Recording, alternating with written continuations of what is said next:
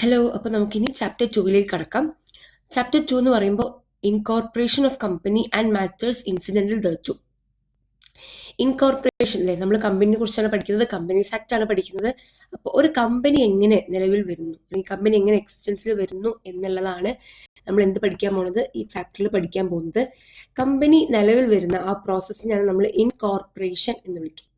Incorporation എന്ന് പറഞ്ഞു കഴിഞ്ഞാൽ ശരിക്കും അത് ഒരു കുട്ടിയുടെ ഒരു ചൈൽഡ് ബർത്തിനോടാണ് ശരിക്കും അത്. ഒരു കുട്ടി ജനിക്കുന്നു എന്ന് പറയുന്നത് പോലെയാണ് ഒരു കമ്പനി ജനിക്കുന്നു എന്ന് പറയുന്നത്. ഒരു കുട്ടിയുടെ നമ്മൾ ചൈൽഡ് ബർത്ത് എന്ന് പറയുന്നത് പോലെ കമ്പനിയുടെ ഇൻകോർപ്പറേഷൻ എന്ന് പറയും. അപ്പോൾ എന്താണ് ഇൻകോർപ്പറേഷൻ? ഓക്കെ, ഒരു സ്ഥാപനം, എനിക്കിപ്പോൾ ഒരു കമ്പനി തുടങ്ങും. നമ്മൾ ഇന്നലെ പറഞ്ഞു അല്ലേ, ഞാനും എൻ്റെ രണ്ട് ഫ്രണ്ട്സും കൂടെ എന്ത് ചെയ്യാണ്, ഒരു കമ്പനി തുടങ്ങുകയാണ്. അപ്പോൾ കമ്പനി തുടങ്ങുമ്പോൾ എന്ത് ചെയ്യും, നമുക്ക് അറിയുണ്ടാവില്ല അതിനെക്കുറിച്ചൊക്കെ. അപ്പോൾ നമ്മൾ വളരെ പ്രാക്ടിക്കലായിട്ട് എങ്ങനെ നടക്കുന്നു ഞാൻ പറഞ്ഞുതരാം. അപ്പോൾ വളരെ പ്രാക്ടിക്കലായിട്ട് എങ്ങനെയാണ്, ഇപ്പോൾ എൻ്റെ ഒരു കമ്പനി തുടങ്ങണം. അപ്പോൾ നമ്മൾ എന്ത് ചെയ്യും, ഒരു ഫിനാൻസ് പ്രൊഫഷണലിനെ പോയി കാണും. ഒരു കമ്പനി സെക്രട്ടറിയോ ഒരു CA ചാർട്ടേഡ് അക്കൗണ്ടൻറ്റോ ആരെയും നമ്മൾ എന്ത് ചെയ്യും, അവരെ പോയി നമ്മൾ കൺസൾട്ട് ചെയ്യും. ഇപ്പോൾ ഒരു CAനെ പോയി കണ്ടു. വളരെ പ്രാക്ടിക്കൽ സെനാരിയോ ആണ്, എങ്ങനെയാണ് പ്രാക്ടിക്കലി നടക്കുന്നത് പറയാം. അങ്ങനെ നമ്മൾ ഇപ്പോൾ നമുക്ക് ആർട്ടിക്കൽഷിപ്പിനൊക്കെ യൂസ്ഫുൾ ആവും. നമ്മൾ എന്ത് ചെയ്യുന്നു, അത് ഇവരെ പോയി കാണുന്നു. അപ്പോൾ CA എന്ത് ചെയ്യും, ചോദിക്കും നിങ്ങൾക്ക് എന്ത് കമ്പനിയാണ് തുടങ്ങേണ്ടത് ചോദിക്കും. ആദ്യത്തെ ചോദ്യം എന്താണ്, എന്ത് കമ്പനി. ഓക്കെ, അതായത് എന്താണ് ബിസിനസ് ഓഫ് കമ്പനി, ബിസിനസ് എന്താണെന്ന് ചോദിക്കും.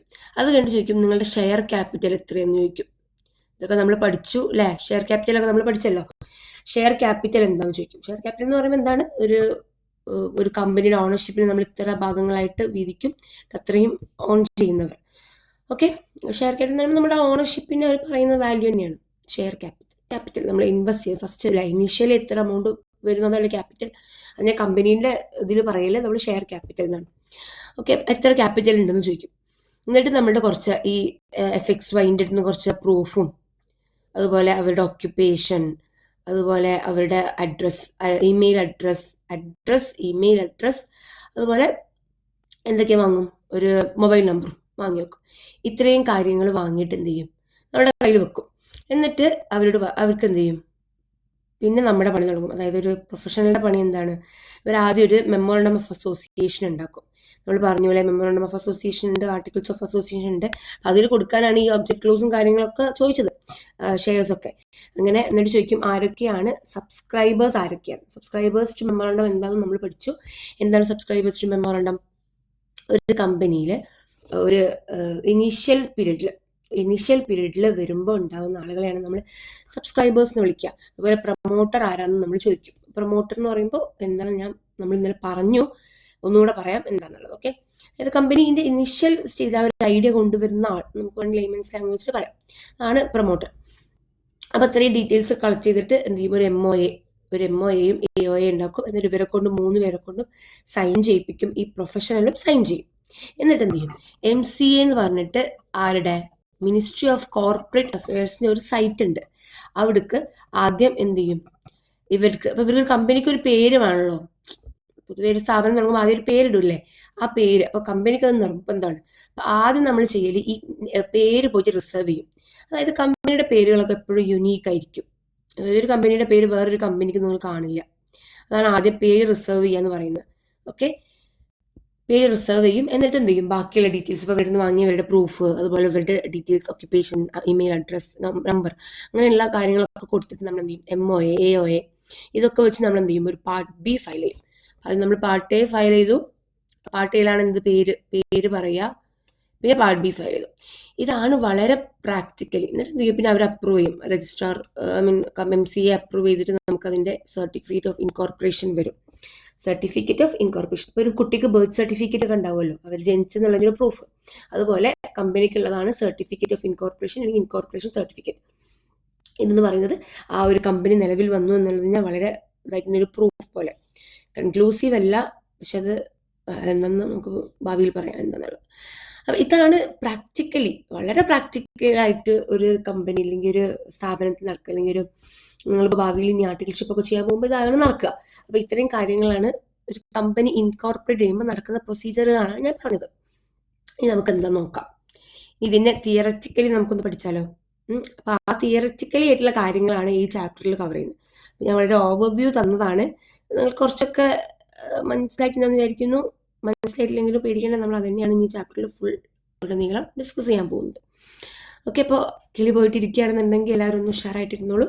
ബാക്കി നമുക്ക് നോക്കാം. ഓക്കെ, അപ്പോൾ ആദ്യം പറയാനുള്ളത് ചാപ്റ്റർ 11 കമ്പനീസ് ആക്ടിന്റെ chapter 11 incorporation of company and matters incident വെച്ചു ഡിസ്കസ് ചെയ്യുന്നത്. എന്താണ് ചാപ്റ്റർ 11 എന്ന് പറയുന്നത്? അതായത് ഒരു ആക്ട്, എപ്പോഴും ഒരു ആക്ട്, ഏതൊരു ആക്ട് എടുത്താലും അവരൊക്കെ ഓരോ ചാപ്റ്റേഴ്സ് ആയിട്ടായിരിക്കും എന്ത് ചെയ്തിട്ടുണ്ടാവുക, ക്ലാസിഫൈ ചെയ്തിട്ടുണ്ടാവുക ആദ്യം. ഇപ്പോൾ നിങ്ങൾക്ക് പഠിക്കാനുള്ള ഓരോ ചാപ്റ്ററും കമ്പനീസ് ആക്ടിന്റെ ഓരോ ചാപ്റ്ററാണ്. ഇപ്പോൾ ഇൻകോർപ്പറേഷൻ അതൊരു ചാപ്റ്റർ ആണല്ലോ, ആ ഒരു ചാപ്റ്റർ. അതുപോലെ അതൊരു ഇപ്പോൾ ചാപ്റ്റർ 11, അതാണ് ചാപ്റ്റർ 11. ഇനി ഓഡിറ്റേഴ്സിനെ കുറിച്ച് പറയുന്നത് ഒരു ചാപ്റ്ററാണ്. അത് കമ്പനീസ് ആക്ടിലെ ഒരു ചാപ്റ്ററാണ്, നിങ്ങളുടെ ഒരു ചാപ്റ്ററാണ്. ഓക്കെ, അപ്പോൾ ചാപ്റ്റർ 11 നമ്മൾ ഇൻകോർപ്പറേഷൻ ഓഫ് കമ്പനീസിനെ കുറിച്ച് പറയുന്നത്. ഇനി സെക്ഷൻ 3-2 ഈ ചാപ്റ്റേഴ്സ് നമുക്ക് എന്ത് ചെയ്യാം, ഓരോ ചാപ്റ്റേഴ്സിന്റെ ഉള്ളിൽ ഓരോ സെക്ഷൻസ് ഉണ്ടാവും. ഇപ്പോൾ ചാപ്റ്റർ 11 ഉള്ളിൽ കവർ ചെയ്യുന്ന സെക്ഷൻസ് ഏതൊക്കെയാണ്? 3 to 22. സെക്ഷൻ 3 മുതൽ സെക്ഷൻ 22 വരെയാണ് ചാപ്റ്റർ 11 കവർ ചെയ്യുന്നത്. അതായത് ഇൻകോർപ്പറേഷന്റെ കാര്യങ്ങൾ പറയുന്നത് 3 to 22 ആണ്. ഇനി പറയുന്നത് ഈ ചാപ്റ്റർ സെക്ഷൻ 3 to 22 വരെ നമ്മൾ കവർ ചെയ്യുന്നത് പറഞ്ഞില്ലേ. ഈ സെക്ഷൻ എന്ന് പറയുന്നത് ആക്ടിൽ പറയുന്നതാണ് സെക്ഷൻസ്. ഈ ആക്ടിൽ നമ്മൾ ചിലപ്പോൾ ഈ സെക്ഷന്റെ ഉള്ളിൽ പറയും ആസ് മേ ബി പ്രിസ്ക്രൈബ്ഡ് എന്ന് പറയും. ആസ് മേ ബി പ്രിസ്ക്രൈബ്, ഞാൻ AMBP എന്നായിരിക്കും ഞാൻ പറയാം. ആസ് മേ ബി പ്രിസ്ക്രൈബ്ഡ് എന്ന് പറയും. ആസ് മേ ബി പ്രിസ്ക്രൈബ്ഡ് എന്ന് പറഞ്ഞു കഴിഞ്ഞാൽ എല്ലാ ചാപ്റ്ററിനും ഒരു റൂൾസും ഉണ്ടാവും. കമ്പനി റൂൾസ്, എല്ലാ ചാപ്റ്ററും ഒരു റൂൾസോട് കൂടിയാണ് വരിക. അപ്പം ഈ പ്രിസ്ക്രൈബ് ചെയ്യുന്നു എന്ന് പറയുന്ന കാര്യങ്ങളൊക്കെ എന്തായിരിക്കും, അവിടെയാണ് വരിക. അപ്പോൾ ഫോർ എക്സാമ്പിൾ പറയുകയാണെങ്കിൽ ചില കമ്പനികൾ, നമ്മുടെ നാട്ടിൽ ചില കമ്പനികൾ നടക്കുന്നുണ്ടെങ്കിൽ ആ കമ്പനികൾ വിമൻ ഡയറക്ടറിനെ അപ്പോയിന്റ് ചെയ്യണം എന്ന് പറഞ്ഞിട്ടൊരു നിയമമുണ്ട്. അപ്പോൾ ആരൊക്കെയാണ് ആ ചില കമ്പനികളെ കുറിച്ച് എവിടെയാണ് പറയുന്നത്? റൂൾസിലാണ്. അപ്പം ആക്ടിൽ പറയും ആസ് മേ ബി പ്രിസ്ക്രൈബ്ഡ്. അതായത് ഇത്ര PSC, ഇത്ര പെയ്ഡ് ഷെയർ ക്യാപിറ്റലുള്ള, ഇത്ര ടേൺ ഓവർ ഉള്ള കമ്പനികൾ എവിടെ വേണമെന്ന് പറയും? വുമൺ ഡയറക്ടറിനെ അപ്പോയിന്റ് ചെയ്യണമെന്ന് പറയും. അപ്പൊ ഈ ഇത്ര അല്ലെങ്കിൽ ഇത്ര പെയ്ഡ് ഷെയർ ക്യാപിറ്റൽ, ഇത്ര ടേൺ ഓവർ, അത് എവിടെയാണ് പറയുന്നത്? റൂൾസിലാണ്. അപ്പൊ അത് ആക്ടിൽ എങ്ങനെയാ പറഞ്ഞിട്ടുണ്ടാവുക? As may be prescribed. ഞാനൊരു എക്സാമ്പിൾ പറഞ്ഞതാണ്. ഓക്കെ, അതുപോലെ എല്ലാത്തിനും ഓരോ റൂൾസ് ഉണ്ടാവും. അതുപോലെ ആർക്കും റൂൾ ഉണ്ട്, ഈ ഇൻകോർപ്പറേഷനും റൂൾ ഉണ്ട്. അതാണ് കമ്പനി ഇൻകോർപ്പറേഷൻ റൂൾസ്. ഓക്കെ, ഇനി കമ്പനി ഇൻകോർപ്പറേഷൻ, അപ്പോൾ ഈ പ്രിസ്ക്രൈബ് ചെയ്ത കാര്യങ്ങളൊക്കെ ഈ റൂളിലായിരിക്കും പറയുന്നുണ്ടാവുക. ഓക്കെ, പ്രൊമോട്ടർ എന്ന് പറയുന്നത് ആരാണ്? നമ്മളതിന് ഡെഫിനിഷൻ ഓൾറെഡി ചാപ്റ്റർ 1 പഠിച്ചു. 269 സെക്ഷൻ 269 ആണ് പ്രൊമോട്ടറിന്റെ ഡെഫിനിഷൻ പറയുന്നത്. ആരാണ് പ്രൊമോട്ടർ? പ്രൊമോട്ടർ എന്ന് പറയുമ്പോൾ ഇത്രയേ ഉള്ളൂ. ഇപ്പം നമ്മളുടെ വളരെ ബേസിക് ആയിട്ട് പറഞ്ഞു കഴിഞ്ഞാൽ ഇനീഷ്യൽ പീരീഡിൽ ആരാണോ ഉള്ള ആൾ, അവരെയാണ് നമ്മൾ പ്രൊമോട്ടർ എന്ന് വിളിക്കുക. ഇനി നമുക്ക് കുറച്ചും കൂടെ ഒരു എലബറേറ്റ് ആയിട്ട് പറയാന്നുണ്ടെങ്കിൽ, അല്ലെങ്കിൽ ഡെഫിനിഷൻ വൈസ് പറയാന്നുണ്ടെങ്കിൽ, ആരാണോ മെമ്മോറാണ്ടത്തിൽ അല്ലെങ്കിൽ മെമ്മോറാണ്ടം ഓഫ് അസോസിയേഷനിൽ അല്ലെങ്കിൽ ആനുവൽ റിട്ടേണിൽ പ്രൊമോട്ടർ എന്നുള്ള പേര് കൊടുത്തിട്ടുള്ളത്, അല്ലെങ്കിൽ ആരുടെ സൂപ്പർവിഷൻ അല്ലെങ്കിൽ ഡയറക്ഷനിലാണോ കമ്പനി ആക്ട് ചെയ്യുന്നത്, അവരെയാണ് നമ്മൾ പ്രൊമോട്ടർ എന്ന് വിളിക്കുക. ഇനി അതൊരു പ്രൊഫഷണൽ കപ്പാസിറ്റിയിൽ ആവണമെന്നൊന്നുമില്ല. അപ്പം ഞങ്ങളുടെ കമ്പനി ഞങ്ങളുടെ ഓഫീസിൽ ഒരു പ്രാവശ്യം ഒരു ഡോക്ടർ വന്നു. ഈ ഡോക്ടർ പറഞ്ഞു എനിക്കൊരു കമ്പനി സ്റ്റാർട്ട് ചെയ്യണം. അപ്പം പുള്ളി എന്ത് തുടങ്ങുന്നതെന്ന് വെച്ച് കഴിഞ്ഞാൽ മരുന്ന് റിസർച്ച് ചെയ്ത് തുടങ്ങുന്ന ഒരു കമ്പനിയാണ്. ഭയങ്കര വിഷനുള്ളൊരു പുള്ളിയായിരുന്നു കേട്ടോ. അപ്പം അതുപോലെ കോസ്മെറ്റിക്സ് അങ്ങനത്തെ കാര്യങ്ങളൊക്കെ അവർ തന്നെ മാനുഫാക്ചർ ചെയ്യുന്ന അതിൻ്റെ ഒരു ഫോർമുലാസ് ഒക്കെ ക്രിയേറ്റ് ചെയ്യാൻ വേണ്ടിയിട്ടുള്ള ഒരു കമ്പനിയായിരുന്നു. അപ്പോൾ പുള്ളി ആണ് ഇതിൻ്റെ പ്രൊമോട്ടറായിട്ട് വന്നത്. ആദ്യം 1% കമ്പനി ആയിട്ടൊക്കെയാണ് തുടങ്ങിയത്. 1% കമ്പനി ഓർമ്മയുണ്ടോ? നമ്മൾ പറഞ്ഞത് ഒരൊറ്റ മെമ്പറായിട്ട് തുടങ്ങുന്നത്.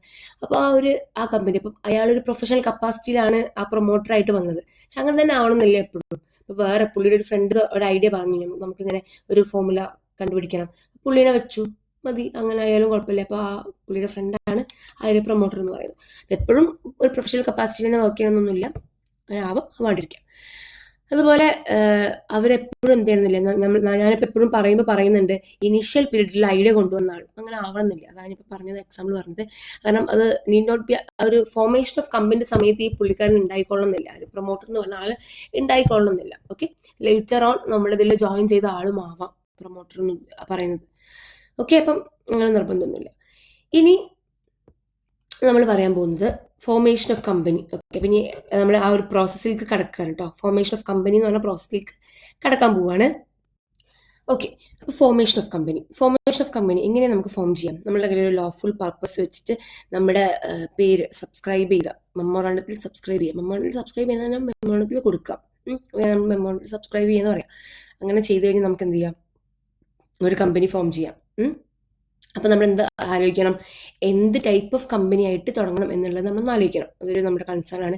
പബ്ലിക് കമ്പനി വേണോ, പ്രൈവറ്റ് കമ്പനി വേണോ, OPC 1% കമ്പനി ആയിട്ട് വേണോ എന്നുള്ളത്. അപ്പോൾ ഈ പബ്ലിക് കമ്പനി ആകുമ്പം 7 അതിൽ കൂടുതലോ മെമ്പേഴ്സ് വേണം. 7 or more മെമ്പേഴ്സ് വേണം. അത് നിർബന്ധമാണ് കേട്ടോ, അത് ആക്ടിൽ പറയുന്നതാണ്. അതുപോലെ പ്രൈവറ്റ് കമ്പനി ആണെങ്കിൽ 2 മെമ്പേഴ്സ് മിനിമം വേണം, അതിൽ കൂടുതലാവാം. നമ്മൾ ഇന്നലെ പഠിച്ചു അല്ലേ, section definition, private company definition പറഞ്ഞപ്പോൾ 200 മെമ്പേഴ്സ് വരെ മാക്സിമം പറ്റുള്ളൂ എന്നൊക്കെ. ഓക്കെ, അപ്പം അതുപോലെ പക്ഷെ മിനിമം എത്ര വേണം, അവിടെ മിനിമം പറഞ്ഞിട്ടില്ല. മിനിമം നമ്മൾ എത്ര പേര് തുടങ്ങണം, 2 പേര് തുടങ്ങണം. ഇനി 1% കമ്പനി ആകുമ്പോൾ എന്താണ്, പേര് പറയുന്നത് പോലെ തന്നെ ഒരു 1% എങ്കിലും ഉണ്ടായിരിക്കണം. ഓക്കെ, ഇനി എങ്ങനെയൊക്കെ നമുക്ക് ഇൻകോർപ്പറേറ്റ് ചെയ്യാം? ലിമിറ്റഡ് ബൈ ഷെയർസ് അറിയാം, പെയ്ഡ് അപ്പ് ഷെയർ ക്യാപിറ്റൽ മാത്രം വൈൻഡിംഗ് അപ്പിന്റെ സമയത്ത് കൊടുക്കാൻ ബാധ്യസ്ഥരായിട്ടുള്ളതാണ് ലിമിറ്റഡ് ബൈ ഷെയർസ്. ഇനി അവരുടെ ലയബിലിറ്റി ഗ്യാരണ്ടി ആണെങ്കിൽ ആ ലയബിലിറ്റി എത്രയിലേക്ക് പോകും, എത്ര ഷെയർ നമുക്ക് പറയാം, ഇത്ര എമൗണ്ട് ഞങ്ങൾ കോൺട്രിബ്യൂട്ട് ചെയ്യുന്നു പറഞ്ഞിട്ട് വെക്കാം. അതാണ് ലിമിറ്റഡ് ബൈ ഗ്യാരണ്ടി. ഇനി അൺലിമിറ്റഡ് ലയബിലിറ്റി കമ്പനി, തീരെ മീൻസ് അവരുടെ ലയബിലിറ്റി അൺലിമിറ്റഡ് ആണ്, എത്ര വേണമെങ്കിലും ആവാം. ഓക്കെ, ഇനി ഒരു കൂട്ടരെ കുറിച്ച് പറയുന്നുണ്ട്. ഇതിൽ എല്ലാത്തിലും നിങ്ങളുടെ ഒരു ബ്രൗൺ കളർ നോട്ട് പോലെ കൊടുത്തിട്ട് IFSCയിലുള്ള കമ്പനി. എന്താണ് IFSC? International financial service centre എന്ന് പറയും. എന്ന് വെച്ച് കഴിഞ്ഞാൽ നമ്മുടെ ഇന്ത്യയുടെ ഉള്ളിൽ, ഇപ്പൊ നമ്മൾ ഇന്ത്യ ആണെന്ന് വിചാരിച്ചോ, നമ്മുടെ ഇന്ത്യ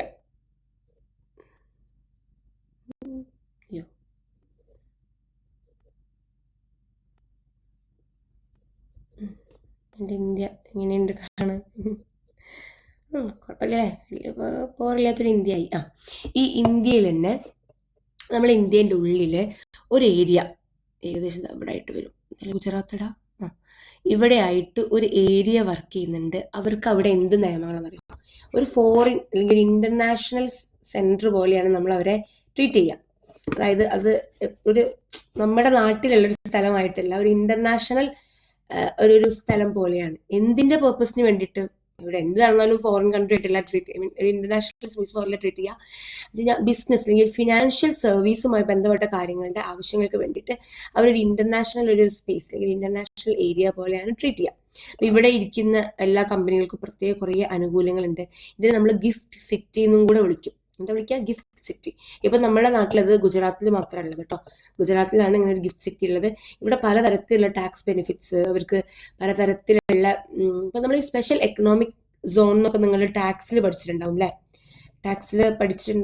നമുക്കിപ്പോൾ അവിടെ ഈ ഡ്യൂട്ടീസ് ഒക്കെ പലതരത്തിലാണ്. നമ്മുടെ സാധാ ഒരു നോൺ സെസ് ആയിട്ടുള്ള ഏരിയ പോലെയല്ല. അതുപോലെ തന്നെ ഫിനാൻഷ്യൽ സർവീസസിന്റെ കാര്യങ്ങൾക്ക് ഇവർക്ക് പ്രത്യേക തന്നെ നിയമങ്ങളുണ്ട്. ഡയറക്റ്റ് ടാക്സിൽ തന്നെ ഇവർക്ക് പ്രത്യേക നിയമങ്ങളുണ്ട്. അങ്ങനെ അപ്പോൾ ഇവർക്ക് എല്ലാതും പ്രത്യേകതയാണ്. അതുപോലെ ഇവിടെയും പറഞ്ഞു എന്ത്, ഇവിടെ IFSC കമ്പനികൾ എപ്പോഴും എന്തായിട്ട് ഒരു കമ്പനി ലിമിറ്റഡ് ബൈ ഷെയർസ് ആയിട്ട് മാത്രമേ സ്റ്റാർട്ട് ചെയ്യാൻ പാടുള്ളൂ. ഇത് MCQയിൽ വരാം. ഓക്കെ, അത് പ്രത്യേകം നോട്ട് ചെയ്ത് വെച്ചോളൂ, MCQയിൽ വരാൻ ചാൻസ് ഉള്ളതാണ്.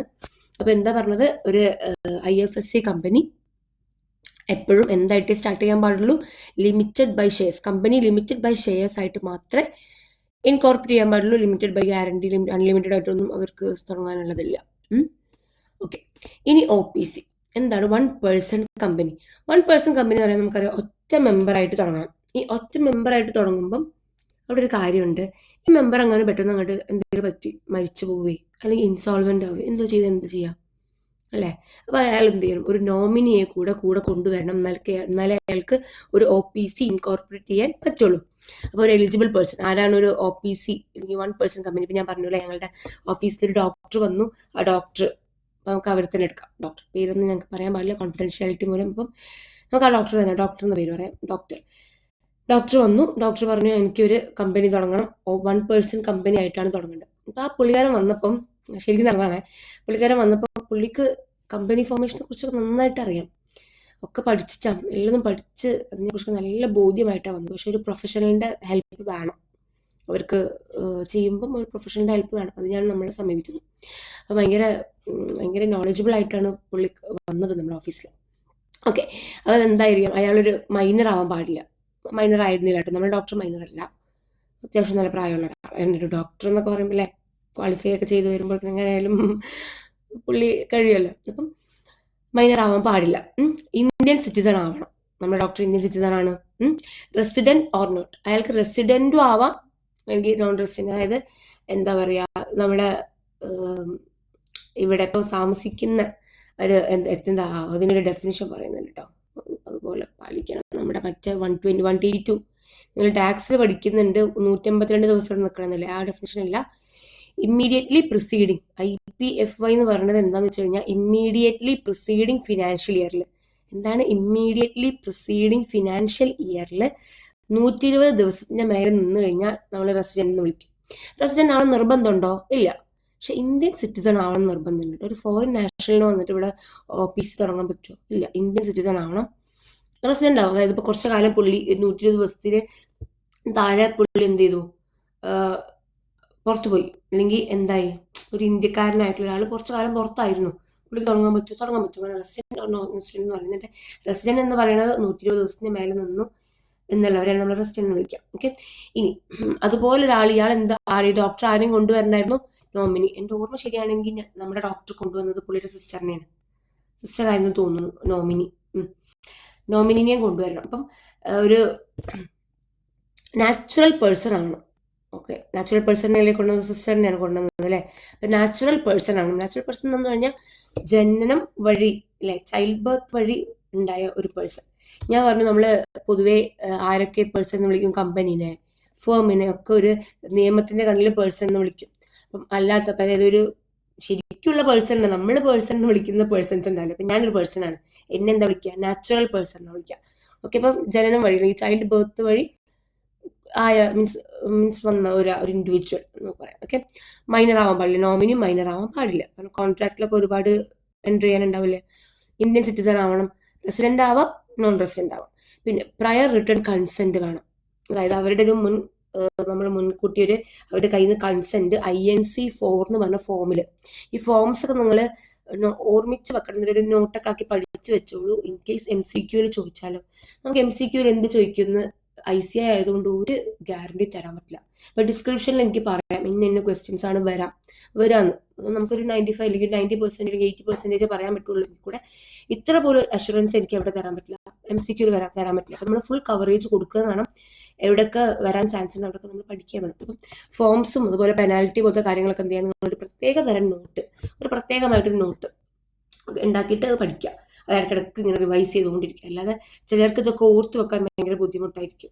ഞാനൊക്കെ ആ ഒരു കാറ്റഗറിയിലുള്ള ആളാണ്. അപ്പോൾ ഞാനൊക്കെ ചെയ്യുന്ന മെത്തേഡ് എന്ന് പറഞ്ഞാൽ ഒരു നോട്ട് എടുക്കും, ചെറിയൊരു നോട്ട്, നമ്മളെ കുട്ടി നോട്ടൊക്കെ കിട്ടില്ല, ഇങ്ങനെ ഞാൻ അതില്ലാന്നുണ്ടെങ്കിൽ ഒരു പേപ്പർ കുഞ്ഞു കുഞ്ഞു കഷ്ണങ്ങളായിട്ട് കയറുക, എന്നിട്ട് അതിൽ എന്ത് ചെയ്യുക, ഇങ്ങനത്തെ ഒരു സാധനം ഇതാക്കുക, അല്ലെങ്കിൽ സ്റ്റിക്കി നോട്ട് എടുത്താലും എന്നിട്ട് എവിടെയെങ്കിലും കാണുന്ന ഭാഗത്ത് ഒട്ടിച്ച് വെക്കുക. എന്നിട്ട് അതിങ്ങനെ എൻ്റെ ഒരു സാറ് പറഞ്ഞ ഐഡിയ ആണ് കേട്ടോ, മുന്നേ ഞാൻ പഠിക്കുമ്പോൾ. ബാത്റൂം ഇല്ലേ, നമ്മൾ ഏറ്റവും കൂടുതൽ കാണുന്ന സ്ഥലത്ത് ചെയ്തു വെക്കാൻ പറഞ്ഞു. എന്നിട്ട് സാറ് പറഞ്ഞു, നിങ്ങൾ ഏറ്റവും കൂടുതൽ കാണുന്ന സ്ഥലം ഏതാ? ബാത്റൂം. ഈ ബാത്റൂമിൽ കയറുന്ന ഒരു ചുമരുണ്ടാവുമല്ലോ, പുറത്തൊരു ചുമര്, ആ ചുമരിൻ്റെ അവിടെ ഒട്ടിച്ച് വെക്കാൻ. പോകുമ്പോഴും നോക്കുക, വരുമ്പോഴും നോക്കുക. ഞങ്ങളുടെ സാറ് പറഞ്ഞൊരു ഐഡിയ ആണ്. ഓക്കെ. അതിൻ്റെ ഉള്ളിൽ കൊണ്ടുവന്നൊന്നും ഒട്ടിച്ച് വെക്കരുത് കേട്ടോ, പുറത്ത് വെച്ചാൽ മതി. ഓക്കെ. അങ്ങനെ അപ്പം നമ്മൾ പറഞ്ഞെന്താ, INC 4. അപ്പം ഫോംസിന്റെ പേര് പഠിക്കാൻ നിർബന്ധമാണെന്ന് വെച്ച് കഴിഞ്ഞാൽ MCQ വരാം. അപ്പം നമ്മൾ ആ ഒരു ചാൻസ് തള്ളിക്കളയേണ്ട, അതൊരു പഠിച്ചു വെച്ചോളൂ. INC 4 എന്ന് പറഞ്ഞിട്ട് ഒരു പ്രയർ റിട്ടേൺ കൺസെന്റ് INC 4 വാങ്ങണം. ഇനി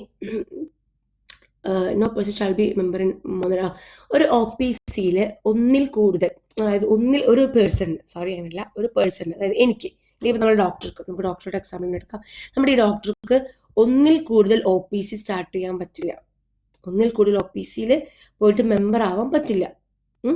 അതുപോലെ ഒരു നോമിനി, ഇപ്പം ഡോക്ടറുടെ സിസ്റ്റർ ആയിരുന്നു അല്ലേ, സിസ്റ്റർ ആയിരുന്നു നമ്മുടെ നോമിനി. ഈ സിസ്റ്ററിനും ഒന്നിൽ കൂടുതൽ സ്ഥാപനങ്ങളിൽ പോയിട്ട് നോമിനി ആവാൻ പറ്റില്ല. ഓക്കെ. അതാണ് പറയുന്നത്. ഒത്തിരി ഉള്ളൂ. ഡോക്ടറിന് ഈ ഡോക്ടറിന് ഒരു OPC, ആ OPC പേര് ഞാൻ പറയുന്നില്ല, ആ ഒറ്റ OPC അല്ലെങ്കിൽ ഒരു ഡയറക്ടർ അല്ലെങ്കിൽ ഓണറായിട്ട്, ഷെയർ ഹോൾഡറായിട്ട് നിൽക്കാൻ പറ്റുള്ളൂ. അതുപോലെ അവരുടെ സിസ്റ്ററിന് ഒരു OPCയിൽ, ഈ സിസ്റ്ററിന് വേറെ OPCയിൽ മെമ്പർ ആവാൻ പറ്റുമോ? പറ്റും, അത് പറ്റും കേട്ടോ. നോമിനി ആവാൻ പറ്റുള്ളൂ. ഇപ്പോൾ ഓൾറെഡി ഡോക്ടറുടെ ഇതിൽ നോമിനി ആയ സ്ഥിതിക്ക് വേറൊരു OPCയിൽ പോയി നോമിനി ആവാൻ പറ്റില്ല. പക്ഷെ വേറൊരു OPC സ്റ്റാർട്ട് ചെയ്യാം, ഷെയർ ഓഡിറ്റ് മെമ്പറായിട്ട് ഒരു OPC സ്റ്റാർട്ട് ചെയ്യാം. അതുപോലെ ഈ ഡോക്ടറിന് ഒറ്റ OPCയിൽ മെമ്പർ ആവാൻ പാടില്ല എന്നേ ഉള്ളൂ, വേറൊരു OPCയിൽ പോയി നോമിനി ആവാൻ പറ്റും. ഓക്കെ. ഇനി പറയുന്നത്, നമുക്കൊരു പിക്ചറൊക്കെ ഉണ്ട്.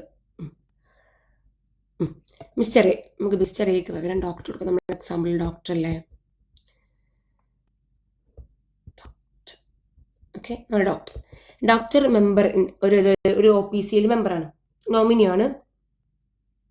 ഓക്കെ, നമ്മളിപ്പോൾ പറഞ്ഞ എ എന്ന് അല്ല, ഈ നമ്മുടെ ഡോക്ടർ എന്താണ്, ഒരു A company, OPC A company എന്നാണ് പേരെന്ന് വിചാരിക്കൂ.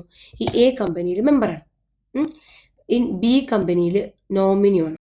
ഓക്കെ, A കമ്പനിയിൽ ഡോക്ടർ മെമ്പറാണ്, അതായത് ഡോക്ടറുടെ കമ്പനിയാണിത്. അവിടെ OPCയിൽ മെമ്പറുമാണ്. വേറെ ഏതൊരു ഫ്രണ്ട് ഇതുപോലെ അല്ലെങ്കിൽ സിസ്റ്റർ തുടങ്ങിയ കമ്പനിയിൽ നോമിനിയാണ്. ഓക്കെ, ഇനി അവിടെ B കമ്പനിയിൽ mister B member, mister B ആണ് അവിടുത്തെ മെമ്പർ എന്ന് വിചാരിക്കും. ഓക്കെ, B കമ്പനിയിൽ നോമിനിയാണ്, അവിടുത്തെ മിസ്റ്റർ B ആണ്, അല്ലെങ്കിൽ സിസ്റ്റർ കൊടുക്കണോ, സിസ് ആണ് അവിടുത്തെ മെമ്പർ. ഇനി ഈ സിസ്റ്റർ മരിച്ചുപോയി, അയ്യോ നമുക്ക് ആ എക്സാമ്പിൾ പറയണ്ടായിരുന്നല്ലേ. ഓക്കെ, മിസ്റ്റർ B ആക്കാം. ഈ മിസ്റ്റർ B മരിച്ചുപോയി. ഈ മിസ്റ്റർ B മരിച്ചുപോയാൽ എന്ത് ചെയ്യും, ഈ നോമിനി ആരാണോ ആ നോമിനിക്ക് ഈ മെമ്പറിനുള്ള ഒരു സ്ഥാനം കിട്ടും, ഒരു പ്രൊമോഷൻ കിട്ടും മെമ്പറായിട്ട്. അതിനാണ് നമ്മൾ നോമിനിനെ വെക്കുന്നത്. ഒരാൾ തുടങ്ങിയ സ്ഥാപനമാണ്, ഇയാൾക്ക് ഭാവിയിൽ എന്തെങ്കിലും പറ്റിക്കഴിഞ്ഞാൽ ആ നോമിനി എന്ത് ചെയ്യും, ആ സ്ഥാനം ഏറ്റെടുക്കണം, മെമ്പർ എന്നുള്ള സ്ഥാനം ഏറ്റെടുക്കണം.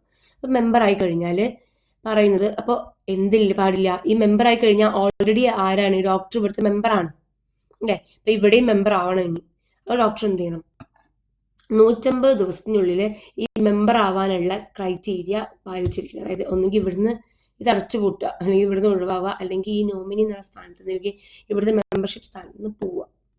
ഇങ്ങനെയാണോ അത് ആ ഒരു സ്പെസിഫൈഡ് ക്രൈറ്റീരിയ കറക്റ്റ് ചെയ്യാനുള്ള ഒരിത് അവരെന്ത് ചെയ്യണം, 150 ദിവസത്തിനുള്ളിൽ ആ ഒരു ഇൻസിഡന്റ് നടന്ന് 150 ദിവസത്തിനുള്ളിൽ ആ ഒരു ഇത് പ്രോപ്പർ ആക്കിയിരിക്കണം. അല്ലെങ്കിൽ അതൊരു ഒഫൻസാണ്. ഓക്കെ, ഒന്നിൽ കൂടുതൽ ചെയ്യാൻ പാടില്ല, നമ്മൾ കമ്പനീസ് ആക്ട് വയലേഷൻ ആയി പോവില്ലേ. ഓക്കെ, ഇനി അത്രയും കാര്യങ്ങളാണ് അപ്പോൾ ഉള്ളത്. കാര്യം മനസ്സിലായോ? അതായത് ഒരു മെമ്പർ, ഒരു OPCയിൽ മെമ്പർ ആയിട്ടുള്ള ആള് വേറൊരു OPCയിൽ നോമിനിയാണ്. ആ വേറൊരു OPCയിൽ ഉള്ള മെമ്പർ, ശരിക്കുള്ള മെമ്പർ എന്തെങ്കിലും കാരണം കൊണ്ട് അയാൾക്ക് പോകേണ്ടിയിരുന്നെങ്കിൽ മരിച്ചുപോയി എന്ന് വിചാരിക്കും, മരിച്ചു പോകുമെന്ന് വിചാരിക്കും. അപ്പം ഈ OPCത്തെ ഇപ്പോൾ ഉള്ള മെമ്പർ ഉണ്ടല്ലോ, അപ്പോൾ നമ്മൾ പറഞ്ഞ ഡോക്ടറിന് അവിടെ പോയിട്ട് മെമ്പർ ആവേണ്ടി വരും. അങ്ങനെ ആകുമ്പോൾ എന്ത് ചെയ്യണം, ഒരേ സമയത്ത് 2 OPCയിൽ മെമ്പർഷിപ്പ് എടുക്കാൻ പാടില്ല. അപ്പം എന്ത് ചെയ്യണം, ഇത് കറക്റ്റ് ചെയ്യണം. ഏതെങ്കിലും ഒരു സ്ഥാനത്ത് നിന്ന് പുള്ളി ഒഴിവായി പോകണം, എന്നിട്ട് ഒറ്റ എന്നുള്ള ആ ഒരു നിയമം പാലിക്കണം. ഓക്കെ, ഇത് കമ്പൽസറിയാണ്. 150 ദിവസത്തിനുള്ളിൽ സംഭവിച്ചിരിക്കണം. അത് എങ്ങനെ എന്നുള്ള പുള്ളിയുടെ ഡിസ്ക്രിപ്ഷനിൽ ചെയ്യാം. ഒന്നെങ്കിൽ അവിടെ നിന്ന് ഒഴിവാവുക, അല്ലെങ്കിൽ ഇവിടെ നിന്ന് ഒഴിവാവുക. എങ്ങനെ ആയാലും പുള്ളിയുടെ ഡിസ്ക്രിപ്ഷനിൽ പുള്ളിക്ക് എന്ത് ചെയ്യാം, ആ 150 ദിവസത്തിനുള്ളിൽ ആ ഒരു ക്രൈറ്റീരിയ മീറ്റ് ചെയ്യണം. ഓക്കെ, ഇനി withdrawal of consent by nominee. അങ്ങനെ ഇനി നോമിനി സിസ്റ്ററും ഈ ബ്രദറും കൂടെ തല്ലായി. നമ്മളുടെ എക്സാമ്പിളിൽ ആ സിസ്റ്ററും ഡോക്ടർ എടുക്കണ്ടായിരുന്നല്ലേ, മൊത്തം നെഗറ്റിവിറ്റിയാണ്. ഓക്കെ, സിസ്റ്ററും ആ ഡോക്ടറും തമ്മിൽ തല്ലായി. അങ്ങനെ എന്ത് ചെയ്യാണ്, പറയുകയാണ്, എന്താ പറയുക, എനിക്ക് ഇനി നോമിനി ആവേണ്ട, നിങ്ങളെ കമ്പനിയിൽ നിങ്ങൾ പോയിക്കോന്നൊക്കെ പറഞ്ഞിട്ട് സിസ്റ്റർ ആകെ ടെററാവുകയാണ്. എന്ത് ചെയ്യണം, സിസ്റ്റർ നോമിനി കൺസെന്റ് വിഡ്രോ ചെയ്യുമ്പോൾ എന്ത് ചെയ്യണം, നോട്ടീസ് ഇൻ റൈറ്റിംഗ്, അതായത് എഴുതിയ നോട്ടീസ് ആർക്ക് പ്രൊവൈഡ് ചെയ്യണം, ഈ ഡോക്ടർക്ക് പ്രൊവൈഡ് ചെയ്യണം. ഈ മെമ്പർ, അതായത് നമ്മുടെ ഡോക്ടർ 15 ദിവസത്തിനുള്ളിൽ വേറൊരാളെ കൊണ്ടുവന്നിട്ട് നോമിനേറ്റ് ചെയ്യണം. എന്നിട്ട് എന്ത് ചെയ്യണം, അവരുടെ കൺസെന്റ് INC ഫോറിൽ വാങ്ങണം. എന്നിട്ട്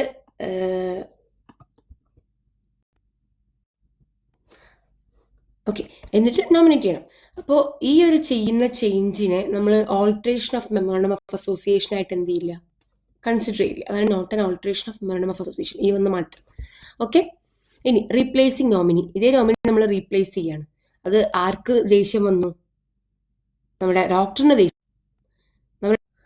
ഡോക്ടറിന് ദേഷ്യം വന്നു. അപ്പോൾ ഡോക്ടർ പറയുകയാണെങ്കിൽ നീ പോയിക്കോ, എൻ്റെ കമ്പനിയിൽ നിൽക്കണ്ട എന്നൊക്കെ പറയുകയാണെന്നുണ്ടെങ്കിൽ എന്ത് ചെയ്യണം, റീപ്ലേസ് ചെയ്യാം. നോമിനിയെ റീപ്ലേസ് ചെയ്യാന്നുണ്ടെങ്കിൽ ഇൻറ്റിമേഷൻ, ഒരു പ്രയർ, ഒന്നെങ്കിൽ ആദ്യം കൊടുക്കാം പ്രയർ, അല്ലെങ്കിൽ മുൻകൂട്ടി കൊടുക്കാം, അല്ലെങ്കിൽ എന്ത് ചെയ്യണം, ആഫ്റ്റർവേർഡ്, ആ ഒരു നോമിനേഷൻ മാറ്റിയതിന് ശേഷം, റീപ്ലേസ് ചെയ്തതിന് ശേഷം കൊടുക്കാം, അല്ലെങ്കിൽ മുന്നേ കൊടുക്കാം. ഇങ്ങനെ ആയാലും വാലിഡ് ആണ്. ഓക്കെ, ഇൻറ്റിമേറ്റ് ചെയ്യണം, പ്രയർ ഓർ ആഫ്റ്റർവേർഡ് എന്നുള്ളത് ഇൻറ്റിമേറ്റ് ചെയ്യണം. ഓക്കെ, ഇനി വെൻ നോമിനി ബിക്കം മെമ്പർ, നമ്മൾ പറഞ്ഞ എക്സാമ്പിൾ. ഓക്കെ, നമ്മളിപ്പോൾ പറഞ്ഞില്ലേ, എക്സാമ്പിൾ പറഞ്ഞല്ലോ. ഓക്കെ, നമ്മളെന്താ പറഞ്ഞാൽ, റീപ്ലേസ് ചെയ്യുമ്പം ഇൻറ്റിമേഷൻ കൊടുക്കണം. ഈ ഇൻറ്റിമേഷൻ കൊടുക്കേണ്ടത് ആർക്കാന്ന് അറിയാം, കമ്പനിക്ക്. അതായത് നമ്മൾ പറഞ്ഞൂല്ലേ, ഈ ഡോക്ടർ തുടങ്ങിയെങ്കിലും ഡോക്ടർ ആയിരിക്കില്ല ചിലപ്പോൾ കമ്പനി നടത്തിക്കൊണ്ട് പോകുന്നത്, ഡയറക്ടേഴ്സൊക്കെ ഉണ്ടാവും. ഇതാണ് നമ്മുടെ ഡയറക്ടർ. ഡയറക്ടറൊക്കെ ഉണ്ടാവും. അപ്പോൾ ഈ ഡയറക്ടേഴ്സിന് എന്ത് ചെയ്യണം, അല്ലെങ്കിൽ കമ്പനി സെപ്പറേറ്റ് അല്ലേ, അപ്പോൾ കമ്പനിക്ക് എന്ത് ചെയ്യണം, ഇവർ ഇൻറ്റിമേഷൻ കൊടുക്കണം. ഓക്കെ. ഇനി വെൻ നോമിനി ബിക്കം മെമ്പർ ആവുകയാണ്, നോമിനി ഒരു മെമ്പർ ആവുകയാണ് എന്ന് വെച്ച് കഴിഞ്ഞാൽ നമ്മൾ നേരത്തെ പറഞ്ഞ പോലെ ഇൻ കേസ് മെമ്പർ അല്ലെങ്കിൽ ആ ഒരു മെമ്പറിന് ഡെത്ത് സംഭവിക്കുന്ന കേസിൽ എന്ത് ചെയ്യാം, നോമിനി മെമ്പറായിട്ട് ചാർജ് ഏറ്റെടുക്കും. അങ്ങനെ വരുമ്പോൾ എന്താണ്, സോൾ മെമ്പർ സീസസ്, പുതിയ മെമ്പർ വരികയാണെന്നുണ്ടെങ്കിൽ നോമിനേറ്റ് 15 ഡേയ്സിൻ്റെ ഉള്ളിൽ അവരെന്ത് ചെയ്യണം, ഈ ഇപ്പോൾ ഉള്ള നോമിനി, അതായത് പഴയ നോമിനി ഇപ്പോഴത്തെ മെമ്പർ, അവരെന്ത് ചെയ്യണം, ഒരു പുതിയൊരു നോമിനിനെ നോമിനേറ്റ് ചെയ്യണം. ഓക്കെ. ഇനി നോട്ടീസ് രജിസ്ട്രാർ, ഇങ്ങനെ എന്തെങ്കിലും മാറ്റം വന്നു കഴിഞ്ഞാൽ, എന്ത് മാറ്റമാണെങ്കിലും 30 ദിവസത്തിൻ്റെ ഉള്ളിൽ ആരറിയിക്കണം, രജിസ്ട്രാർ ഓഫ് കമ്പനീസ്. നമ്മൾ പറഞ്ഞു രജിസ്ട്രാർ ROC, കൊച്ചിയിൽ എവിടെയാണെന്ന് പറഞ്ഞില്ല, സോറി കേരളത്തിൽ കൊച്ചിയിലെന്ന് പറഞ്ഞു. ഓക്കെ. ROCനെ നമ്മൾ എന്ത് ചെയ്യണം, വിവരം അറിയിക്കണം 30 ദിവസത്തിനുള്ളിൽ. 30 days ഓഫ് ചേഞ്ച് ഉള്ളിൽ നമ്മൾ ആ വിവരം അറിയിക്കണം. എന്തിലറിയിക്കുക, INC4 പ്ലസ് ഫീയും വേണം, കൺസെൻ്റ് ഒക്കെ കൊടുക്കണം, പുതിയ നോമിനിയുടെ കൺസെൻറ്റ് കൊടുക്കണം, അറിയിക്കണം. അതുപോലെ അതിന് ഫീ ഉണ്ടാവും. ഈ NCL തൊട്ടാൽ ഫീ ആണ് കേട്ടോ, എപ്പോൾ തൊട്ടാലും ഫീ ആണ്, ഭയങ്കര ഫീ വേണം. അതാണ് നമ്മളെപ്പോഴും പറയാൻ, ഞാൻ ഒരു മുന്നൊരു എക്സാമ്പിൾ നിങ്ങൾക്ക് എപ്പോഴും പറഞ്ഞു തന്നിരുന്നു. ഒരു കമ്പനി വന്ന് സ്റ്റാർട്ട് ചെയ്യണമെന്ന് ചോദിച്ചു കഴിഞ്ഞാൽ നമ്മളിപ്പോൾ പൊതുവേ കമ്പനി എന്ന് പറഞ്ഞിട്ട് അങ്ങോട്ട് പറഞ്ഞു കൊടുക്കില്ല, കാരണം ഭയങ്കര കംപ്ലൈൻസ് കൂടുതലാണ്. അതുപോലെ ഭയങ്കര പെനാൽറ്റി, നമ്മൾ എന്തെങ്കിലുമൊക്കെ ഒന്ന് വിട്ട് കഴിഞ്ഞാൽ ഭയങ്കര പെനാൽറ്റിയും കാര്യങ്ങളൊക്കെ, ഫൈനൊക്കെ ഭയങ്കര വലിയ എമൗണ്ടുകളാണ് വരിക. ഓക്കെ. ഇനി members severely liable in certain cases. നമ്മൾ ആദ്യം പറഞ്ഞപ്പോൾ ഒരു കാര്യം പറഞ്ഞിരുന്നു, പാർട്ട്ണർഷിപ്പ് ഫേം തുടങ്ങുമ്പോഴുള്ളൊരു പ്രശ്നം എന്താ, ജോയിൻ്റ്ലി ആൻഡ് സെവറലി ലയബിൾ ആണ് ആര്, അതിലത്തെ ഓരോ പാർട്ട്നേഴ്സും നമ്മുടെ സ്വത്തുനിന്നും കൂടെ ഫേമിൻ്റെ കടങ്ങൾ തീർക്കാൻ വേണ്ടി നമ്മുടെ സ്വത്തുനിന്നും കൂടെ കാശെടുത്ത് കൊടുക്കേണ്ടി വരും, അതൊരു ഇൻഡിവിജ്വലിൻ്റെ സ്വത്തുനിന്നും കൂടെ. ഓക്കെ. പക്ഷെ കമ്പനിക്ക് അങ്ങനെയല്ല. കമ്പനി എന്തെങ്കിലും പ്രശ്നം ഉണ്ടെങ്കിൽ അടച്ചു കൂട്ടേണ്ട കേസ് വന്നു കഴിഞ്ഞാൽ കമ്പനിയുടെ കടങ്ങൾ എങ്ങനെ തീർക്കുക, കമ്പനീൻ്റെ തന്നെ അസറ്റ് ഉണ്ടാവും, അത് വിറ്റിട്ട് അത് ബാധ്യത തീർക്കും. ഓക്കെ. ഇനി ഇതിൻ്റെ ഗ്യാരണ്ടി ഒക്കെ ആണെന്നുണ്ടെങ്കിൽ അപ്പം വല്ലതും കൊടുക്കാമെന്ന് ആരെ ഏറ്റിട്ടുണ്ടെങ്കിൽ, മെമ്പേഴ്സ് ഏറ്റിട്ടുണ്ടെന്നുണ്ടെങ്കിൽ അതും കൂടെ കൊടുക്കും. ഓക്കെ. ഇതാണ് നമുക്ക് എന്ത് ചെയ്യാം, കമ്പനിയിൽ നോർമലി സംഭവിക്കുക. പക്ഷെ മെമ്പേഴ്സ് സെവറലി ലയബിൾ ആവുന്ന സർട്ടൻ കേസ് ഉണ്ട്, അതെന്തൊക്കെയാണ് നമുക്ക് നോക്കാം. ഓക്കെ. സെക്ഷൻ 3A പറയുന്നത്, എന്താ സംഭവിച്ചത്, ഞാനും എൻ്റെ രണ്ടല്ലേ FXY ഓർമ്മയുണ്ടോ, FXY. ഈ FXY എന്ന് പറയുന്ന ഒരു കമ്പനി ഞങ്ങൾ നടത്തിക്കൊണ്ട് പോകണ്ടായിരുന്നു. അതിൻ്റെ ഇടയിൽ കൂടെ 2 പേരെയും കൂടെ ഞങ്ങൾ കൂട്ടി Dയും Eയും, അങ്ങനെ FXYDE എന്ന് പറഞ്ഞിട്ട് നമ്മൾ എന്ത് ചെയ്യാണ്, ഒരു കമ്പനി ഇങ്ങനെ നടത്തിക്കൊണ്ട് പോവാണ്. ഞങ്ങൾ 5 ഫിംഗേഴ്സ് ലിമിറ്റഡ് എന്നൊക്കെ പേരൊക്കെ ഇട്ട് തന്നെ ഞങ്ങളുടെ കമ്പനി ഇങ്ങനെ സ്റ്റാർട്ട് ചെയ്തുകൊണ്ട് പോവാണ്. 18th August 2022 ഞങ്ങൾ എന്ത് ചെയ്തത്, ഈ കമ്പനി എന്ത് ചെയ്തത്, സ്റ്റാർട്ട് ചെയ്യുന്നത്. ഓക്കെ. കമ്പനി ഇൻകോർപ്പറേറ്റ് ചെയ്യുന്നത് 18 August 2022 അങ്ങനെ ഇരിക്കെ മാർച്ച് 23 നമ്മൾ ലോൺ എടുത്തു. അല്ലെങ്കിൽ സോറി കേട്ടോ, അങ്ങനെയല്ല എക്സാമ്പിൾ വരുന്നത്. 18th August 2022 നമ്മൾ എന്ത് ചെയ്തു, ഈ 3 പേര് അകാലത്തിൽ നിര്യാണമായി എന്ന് വെച്ച് കഴിഞ്ഞാൽ മരിച്ചു. ഇവരെന്തോ സംഭവിച്ചു, ഒരു ടൂർ പോയതിന് ഇവരെ കൊണ്ടുപോവാതെ ഇവരൊരു ടൂർ പോയി. അപ്പോൾ ഇവർക്ക് എന്ത് ചെയ്തു, മരണം സംഭവിച്ചു. ഇങ്ങനെ മരണം സംഭവിച്ചു കഴിഞ്ഞു. അപ്പോൾ ഇവരെന്ത് ചെയ്തിട്ടില്ല, ഇതൊരു കാര്യം ഇപ്പോൾ എന്താണ്, ഇപ്പോൾ ഇതൊരു പബ്ലിക് ലിമിറ്റഡ് കമ്പനി, നമ്മൾ ലിമിറ്റഡ് കമ്പനി ആയിട്ട് തുടങ്ങിയിട്ടില്ല അല്ലേ. ഓക്കെ. ഈ ലിമിറ്റഡ് കമ്പനിയിൽ എത്ര മെമ്പേഴ്സ് വേണമെന്നാണ് നമ്മൾ പറഞ്ഞത്, 5 പേര്, സോറി 7 പേര് അല്ലേ, 7 മെമ്പേഴ്സ് മിനിമം വേണം. ഇവിടെ 2 കുറവാലടാ, 7 പേര് മിനിമം വേണം. DEFG 7 പേര് മിനിമം വേണ്ടതാണ് കമ്പനിയിൽ അല്ലേ. ആരൊക്കെ മരിച്ചു, ഇവർ 3 പേരും മരിച്ചു, ഇനി 4 പേരില്ലേ ഉള്ളൂ. അപ്പോൾ ഈ മെമ്പേഴ്സിൻ്റെ എണ്ണം കുറഞ്ഞു. ഇങ്ങനെ മെമ്പേഴ്സിൻ്റെ എണ്ണം കുറഞ്ഞിട്ടും ഇവരെന്ത് ചെയ്തില്ല, വേറെ മെമ്പേഴ്സിനെ ഒന്നും ഇൻക്ലൂഡ് ചെയ്യാതെ ഈ കമ്പനി ഇങ്ങനെ മുന്നോട്ട്, ഈ പബ്ലിക് കമ്പനി ഇങ്ങനെ മുന്നോട്ട് കൊണ്ടുപോവാണ്. ആരെയും കൂട്ടില്ല, ഈ 4 പേര് മാത്രം. അവർ ഭയങ്കര സെൽഫിഷ്, ഞങ്ങൾ ടൂർ കൊണ്ടുപോകാതെ പോയതല്ലേ, അതുകൊണ്ട് അവർ മരിച്ചു പോയി, ഞാനും കൂട്ടൊന്നുമില്ല എന്നൊക്കെ കണ്ട് ഇവരിങ്ങനെ പോവാണ്. അങ്ങനെ ഇരിക്കെ മാർച്ച് 2023 ഇവരൊരു ലോൺ എടുത്തിരുന്നു. മാർച്ച് 2022 നമ്മൾ ആൾക്കാർ മരിക്കുന്നത്. ഇതിൽ ഇവരെന്ത് ചെയ്യാണ്, ഇപ്പോഴും ആ ഒരു ആളുകളായിട്ട് തന്നെ ആ കമ്പനി മുന്നോട്ട് പോയിക്കൊണ്ടിരിക്കുകയാണ്. അത് കറക്റ്റ് ചെയ്യാൻ, അല്ലെങ്കിൽ 7 പേരെ ആക്കാൻ അവരൊരു ഇനീഷ്യേറ്റീവ് എടുത്തിട്ടില്ല. അങ്ങനെ എന്ത് ചെയ്യാണ്, മാർച്ച് 23 ലോണ് ഇവരെടുത്തിട്ട് അതിന്റെ പേയ്മെന്റ് ഡീഫോൾട്ട് ചെയ്യാണ്. ഇങ്ങനെ ഒരു പേയ്മെന്റ് ഡീഫോൾട്ട് ചെയ്ത ഒരു കമ്പനി എന്നുണ്ടെങ്കിൽ ഈ കമ്പനി വരുത്തിയ ഈ ഡീഫോൾട്ടിന് ആര് മാത്രമാണ് ശരിക്കും ഉത്തരവാദി? കമ്പനി മാത്രമാണ് ഉത്തരവാദി, വേറെ ആർക്കും ഉത്തരവാദിത്തമില്ല. പക്ഷേ ഈ കേസിൽ ഇവരിവിടെ ഇങ്ങനെ ഒരു വയലേഷൻ വരുത്തിയ സ്ഥിതിക്ക്, ഈ ഒരു വയലേഷന് മാത്രമാണ് കേട്ടോ, ഈ ഒരു വയലേഷൻ, അതായത് കമ്പനിയുടെ മെമ്പേഴ്സിന്റെ നമ്പർ കുറഞ്ഞിട്ടും അത് കറക്റ്റ് ചെയ്യാതെ കമ്പനി റൺ ചെയ്തത് കൊണ്ട് ഇവര് പേഴ്സണലി ലയബിൾ ആവും. DEFG. ആരൊക്കെ പേഴ്സണലി ലയബിൾ ആവും? DEFG. അതായത് ബാക്കിയുള്ള ആ ഒരു കറക്റ്റ് ചെയ്യാത്ത മെമ്പേഴ്സ് എന്ത് ചെയ്യും? പേഴ്സണലി ലയബിൾ ആവും. അതാണ് ഉദ്ദേശിക്കുന്നത്. അപ്പം number of members reduced below prescribe limit. അത് എന്തൊക്കെയാണ് പ്രിസ്ക്രൈബ് ലിമിറ്റ്? പബ്ലിക് കമ്പനി ആണെങ്കിൽ 7, പ്രൈവറ്റ് കമ്പനി ആണെങ്കിൽ 2, OPC ആണെങ്കിൽ 1 നമ്മൾ പഠിച്ചു അല്ലേ? ഇതാണ് ആ ഒരു പ്രിസ്ക്രൈബ് ലിമിറ്റ്. ആ പ്രിസ്ക്രൈബ് ലിമിറ്റിനേക്കാൾ താഴെ മെമ്പേഴ്സിന്റെ എണ്ണം വരികയും കമ്പനി എന്ത് ചെയ്യാണ്, മോർ ദാൻ 6 months ആണ്, അങ്ങനെ ഒരു നിയമമുണ്ട് കേട്ടോ. അതായത് ഇങ്ങനെ വന്നിട്ട്, അതായത് ഈ 3 പേര് മരിച്ചല്ലോ, ഈ 3 പേര് മരിച്ചിട്ടും DEFG ഒറ്റക്ക് ഒരാളെയും ഇൻക്ലൂഡ് ചെയ്യാണ്ട് ഒരു 6 മാസം ഇതുപോലെ ബിസിനസ് കണ്ടിന്യൂ ചെയ്യാണ്. അങ്ങനെ ബിസിനസ് കണ്ടിന്യൂ ചെയ്യുകയും ചെയ്തു കഴിഞ്ഞാൽ മെമ്പേഴ്സ് എന്താണ്, മെമ്പേഴ്സിന് അറിയും ചെയ്യാം. കോഗ്നിസന്റ് അബൌട്ട് ദിസ് ഫാക്ട് എന്ന് പറഞ്ഞാൽ അവര് അറിയുന്നവരായിരുന്നു, അതായത് അവർക്ക് അറിയാം. എന്തിനാ ഞാൻ ചുവന്ന കളറിൽ എഴുതി വെച്ചെന്ന് പറഞ്ഞു കഴിഞ്ഞാൽ ഈ വാക്കുകളൊക്കെ ഇങ്ങനെ തന്നെ യൂസ് ചെയ്തോളൂട്ടോ, എന്നാലേ നമുക്ക് എന്ത് ചെയ്യുള്ളൂ, മാർക്ക് സ്കോർ ചെയ്യാൻ പറ്റുള്ളൂ. അപ്പം അതൊക്കെ കീവേഡ്സ് ആണ്. നിങ്ങൾ എല്ലാതും ഒരേപോലെ ചെയ്യണം എന്നൊന്നുമില്ല. പക്ഷെ ഇതൊക്കെ എന്ത് ചെയ്യുക, അങ്ങനെ ചെയ്യാം. അപ്പം എന്ത് ചെയ്യുക, കുറച്ചും കൂടെ ഒരു ഇംപ്രഷനൊക്കെ കിട്ടും. ഇയാൾ കൊള്ളാം, ഈ കുട്ടി കൊള്ളാം, എക്സാമൊക്കെ അല്ലേ ആവശ്യത്തിന് നല്ല വാക്കുകളൊക്കെ ഉപയോഗിക്കുന്നുണ്ട് എന്നൊക്കെ ഒരു ഇംപ്രഷൻ അവർക്കാണ്ട് കിട്ടും. അത് നമ്മുടെ പേപ്പറിൽ എന്തായാലും കിട്ടും. കാരണം ഞാൻ പൊതുവേ മുന്നേ വർക്ക് ചെയ്യുന്ന ഒരു സ്ഥാപനത്തിൽ പേപ്പർ വാല്യൂ ചെയ്ത് കൊടുക്കുമ്പോൾ ഞാൻ ഒരേ ആൻസർ ചെയ്ത 2 പേർക്ക് ഞാൻ ഡിഫറെൻറ്റ് മാർക്ക് ഇടുമായിരുന്നു. നമ്മുടെ ഒരു മനുഷ്യർ, ഹ്യൂമൻ ബീങ് ആണ് അപ്പുറത്തിരുന്നത് പേപ്പർ കറക്റ്റ് ചെയ്യുന്നത്. അപ്പോൾ അവരുടെ മൂഡും ഒക്കെ എന്ത് ചെയ്യും, അതിനെ ബാധിക്കും. കുറച്ച് നല്ല വേർഡ്സ് ഒക്കെ വെച്ച് എഴുതുമ്പോൾ അവരുടെ മൂഡിനെ എൻഹാൻസ് ചെയ്യും, ഈ ഒരു നല്ലൊരു ഇംപ്രഷനൊക്കെ കൊടുക്കും. അപ്പോൾ അതെന്ത് ചെയ്യും, നമ്മുടെ പേപ്പറിനെ അത് നല്ലതായിട്ട് തന്നെ പോസിറ്റീവായിട്ട് ഇമ്പാക്ട് ചെയ്യും. എപ്പോഴും നല്ല നല്ല കീവേഡ്സ് ഒക്കെ യൂസ് ചെയ്തിട്ട് എക്സാം എഴുതാം. ഓക്കെ, ഞാനിവിടെ ഇത് വെച്ചിട്ടുള്ളത് കോഗ്നിസന്റ് അബൌട്ട് ദിസ് ഫാക്ട്. അവർ മെമ്പേഴ്സ് ആർ കോഗ്നിസന്റ്, അല്ലെങ്കിൽ അറിയാം, അതാണ് ഉദ്ദേശിക്കുന്നത് കേട്ടോ. അവർ അവെയർ ആയിരുന്നു ഈ ഒരു കാര്യം. അതായത് പ്രിസ്ക്രൈബ്ഡ് ലിമിറ്റിനേക്കാളും താഴെയാണ് നമ്മുടെ ബിസിനസ്സിൽ മെമ്പേഴ്സ് ഉള്ളത്, അങ്ങനെയാണ് നമ്മൾ ഈ ബിസിനസ് റൺ ചെയ്തുകൊണ്ടിരിക്കുന്നതെന്നുണ്ടെങ്കിൽ liable severally for debt payment. ഈ ഒരു ഡെറ്റ് പേയ്മെന്റിന് അവർ സെവറലി ലയബിൾ ആണ്. ഓക്കെ, 6 മാസത്തിന് ശേഷമാണ് ലോൺ എടുക്കണമെന്നുണ്ടെങ്കിൽ കേട്ടോ,